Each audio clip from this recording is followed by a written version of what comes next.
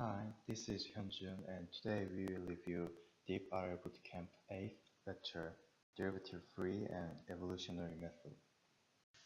The reinforcement learning follows this problem structure. Reinforcement learning basically deals with a sequential decision problem that determines the agent's action in the situation where the agent interacts with the environment. At each discrete time step t, the agent receives a state st and selects an action at that maximizes the expected cumulative reward. Today, we will review policy optimization method, derivative-free optimization, and evolutionary method. The goal of policy optimization is maximizing the expected return followed by policy pi. In previous lecture, we saw another policy optimization method, policy gradient. The policy gradient method directly differentiates the policy with respect to theta and apply various mathematical tricks to find the optimal theta. What we try to do in evolutionary method is we directly change the theta instead of estimating some kind of value or applying other mathematical analysis. Difference between evolutionary method or derivative-free optimization and other kinds of RL algorithm is that you would not try to exploit any problem structure seen in previous slide. This slide shows the love algorithm for evolutionary method. We want to maximize the expected reward using policy, which is parameterized by theta. For this, evolutionary method suggests some random change to theta. And if the performance is improved, we keep the change and repeat until we reach to optimal theta. Cross-Entropy Method is one kind of evolutionary method. It perturbs theta by some diagonal Gaussian distribution. So we can parameterize by some mean vector and standard deviation vector. For each iteration, we sample the random parameters from this Gaussian distribution. And then, for each parameter, you get one policy and you just roll out a policy and get some trajectory tau and each reward. After you collect all those trajectories, you would simply select the best k% of them and rank by reward. Those k% parameters you feed another diagonal Gaussian and then update mean and standard deviation. That's the whole algorithm you just until the performance satisfies. This slide shows the result on Tetris using various methods. You can see the mean score of cross-entropy method is better than other reinforcement learning algorithms. However, in this experiment, the dimension of mu is only 22. It means the parameter space is small, so it is easy to check the performance change by giving random change to theta and update it in a better direction. It actually works on even slightly higher dimension problem. So this kind of method has been pretty common in graphics community to optimize their controller. This is humanoid type of robot.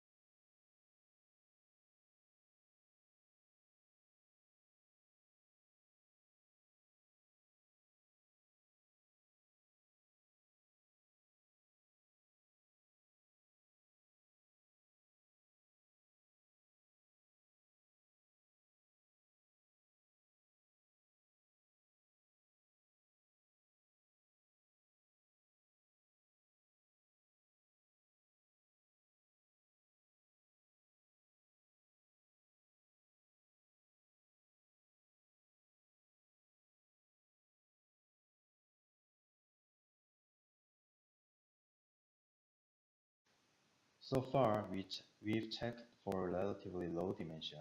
Cross-entropy method works well. The next question is, can evolutionary method works well on optimizing deep neural networks policy?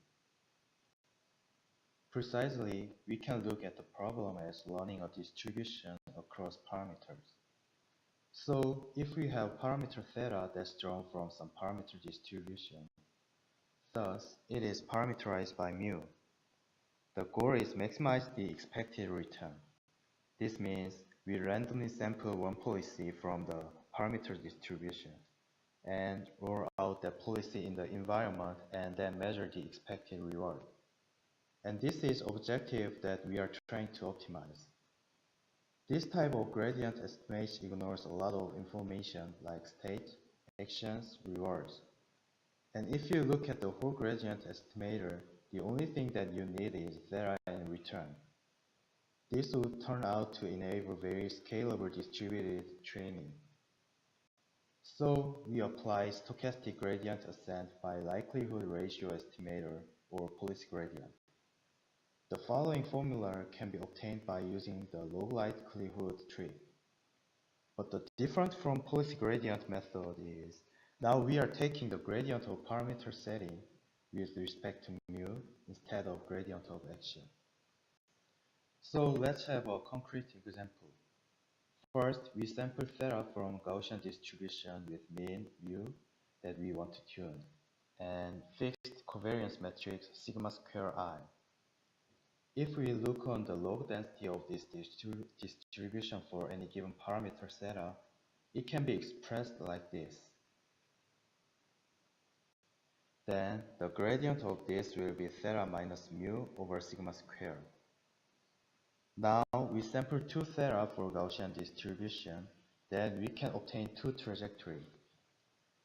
So following above formula, we can obtain 1 over 2 r tau 1 theta 1 minus mu over sigma square plus r tau 2 theta 2 minus mu over sigma square.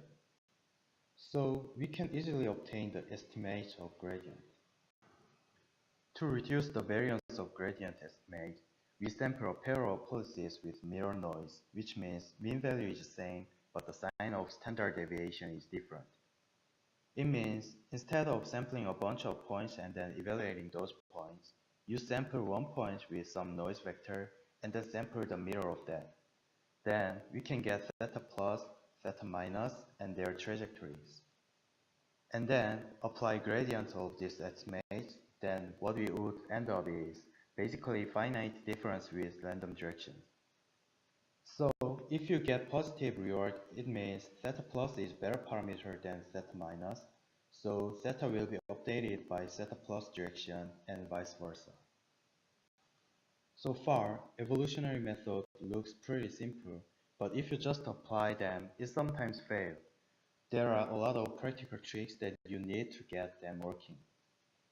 The first type of trick is usually we have some return of certain trajectory, but you also want to transform the return that you get to be robust against scaling because each environment could give you very different scaling. Two are very common kind of reward transformation that transformation of return into percentile of tau and use an indicator for the best k%, which is cross-entropy method. The second type of trick is parameterization.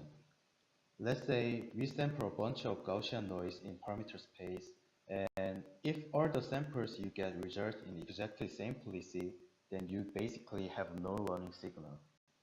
So we should find parameterization such that it is sensitive to parameter perturbation that makes different policy when if there is a little perturbation. And some paper provide that normal deep networks with SGD might not work well with evolutionary method. And some normalization and discretization of continuous action space increase the sensitivity of perturbation. So the pros and cons of evolutionary method are like this. Evolutionary method work with arbitrary parameterization, even non-differentiable.